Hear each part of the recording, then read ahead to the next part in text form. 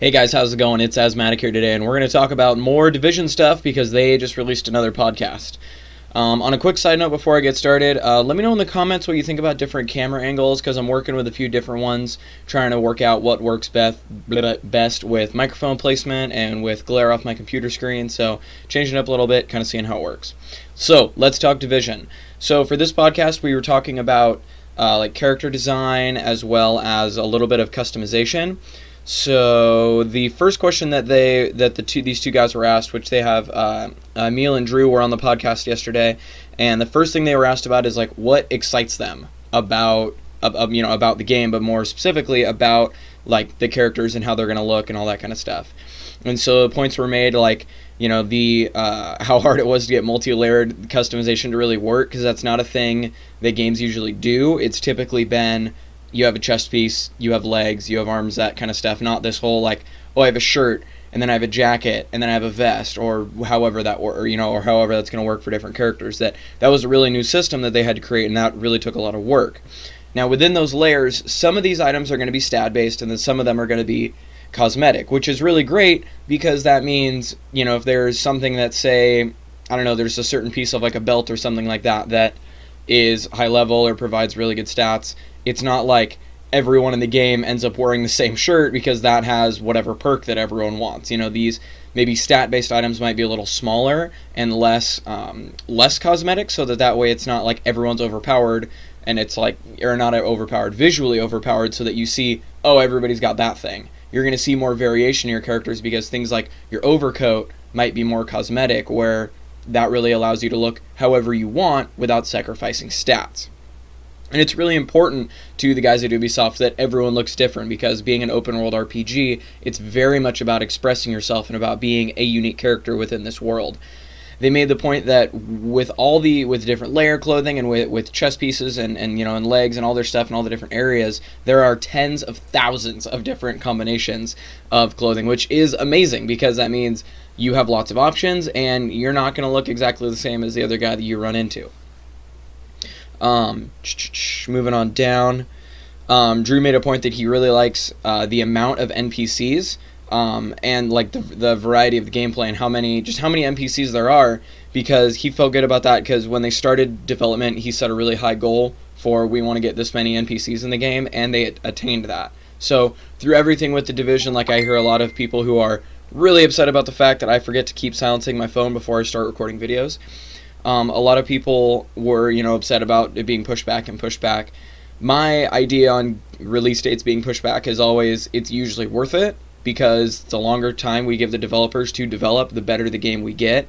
And it's because of things like this, where they set goals for themselves, and if they have more time to complete those goals and get them done, they feel better and they're more inspired, and they end up giving us a better product in the long run. When asked about whether or not when asked about like any pro tips that these developers might want to give for players, one really important point that Emil made that I wanted to share with you guys is there's no one way to win.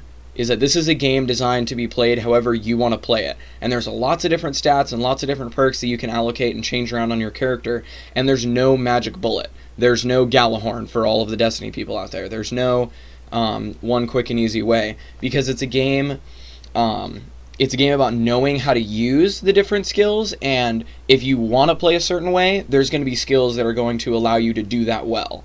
And it's really more about, when you look at your skill tree, if there's something you're like, wow, that's cool, like I'm going to adapt my play style so that I can better integrate that ability into the way I play this game. And that also leads to more variation in gameplay, because if there's a different stat that you maybe want to try out, maybe I like that more, or that works better with this type of weapon that I want to try to use instead.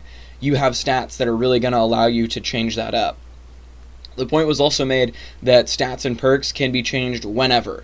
It's not the kind of thing that you have to go to your base to do, or the kind of thing that you have to, exit a mission or whatever. You're not locked in. It is possible to change them in combat, but they were kind of joking about how it's not a good idea to do that. Like, it's not like, oh, I'm in cover, alright, hang on, let me just change up my stats real quick and totally change my character. Like, that's possible, but not really recommended right off the bat, or like, not recommended for good combat. So talking about character creation, customization, the guys were asked about what other games they play, and I really wanted to reiterate that point because there's lots of games right now that have in-depth character customization, if I'm going to combine those words.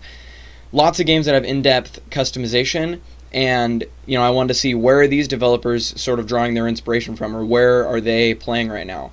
And Emil right now is playing a lot of Destiny. And Drew, who really, really loves RPGs, he says he spent a lot of time on Baldur's Gate 2. He's a super classic guy, I guess, and then he's also played a lot of Skyrim. So, just to give you guys an idea of those games that, hey, what do the developers of The Division play? What RPGs do they play when they look, I guess, for inspiration? So, they also made the point that this is a game built not only for Tom Clancy fans, not only for RPG fans, and not only for PvP fans, but for all of those people combined. Because, yes, this is going to feel like your classic Tom Clancy games. Yes, this is going to be an amazing open world RPG. Yes, this game is going to have lots of great PvP interaction. And all of those things are going to exist in the same place. And that's really what is going to make this a great sandbox. So, then they went into some community questions, people from the Reddit and people from Twitter just asking questions, and then they gave them the opportunity to have their questions answered. So I'm going to go through them quick. Question, what can you do at max level? They said lots of stuff. It's not a game that's about getting to the max level and then you're done. It's about, much like I would argue in Destiny, get to the max level and now the game starts. Now you've got way more stuff to do and you get to keep going beyond here. Can we change appearances after we start? Now, your clothing and your gear, obviously, you can change anytime you want, but it looks like things like your face, you're not going to be able to change. Once you do that at the beginning, you're going to be locked in. I mentioned before changing skills on the fly. Yeah, you can change whenever you want. You don't have to go to a place. You can do it from the menu whenever you want. There was a question specifically about tanking skills, because within the Division there are roles, such as your healer, your tank, and your DPS, but those aren't on the surface. It's not like you are labeled as tank, therefore you have all of your skills are built around aggro and built around having a lot of health and that kind of stuff. It's more, if you want to be a tank, yeah, there may be a little way you can set up your stats to better suit that, but for the most part, it's just the way you play it. So, some of those skills that I mentioned, there are a few skills that play into certain roles. For tanks, there is the Riot Shield, which is pretty self-explanatory. It draws a lot of aggro, but it does have a damage cap, so it's not like you can infinitely tank and just post up your shield and sit there. You are going to have to still move around, and you can go out there, but you do have that damage cap, so you will have to fall back eventually. Different backpacks as part of your gear. Someone asked, can they hold different amounts of gear? And the answer is yes, different backpacks hold different amounts of gear, but more importantly, there's different types of backpacks that hold different amounts of types of gear. So, say you've got a backpack that holds, more weapons. If you're going into an assault situation, you want to have something that's got different weapons or something that's got a lot of ammo reserves. There might be another backpack that holds a lot of Dark Zone loot. So if you're going to be in there and you want to maybe stay out there for a long time, you've got your good friends online who are really good at running Dark Zone, and you want to go out there and just really get a lot of loot. You equip that backpack so you can carry more stuff. Are there any non-reversible character stats? Nope. Great news. So anything you try, anything you do on your stats that you maybe don't like 3 weeks down the road, change it back. Doesn't matter. If you do something, it's all reversible. You can reallocate your stats whenever you want. So that's really all we got right here.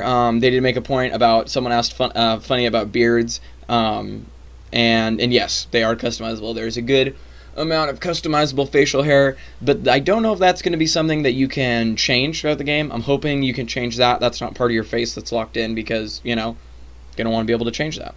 So the next podcast that they're going to be doing is going to be talking about equipment.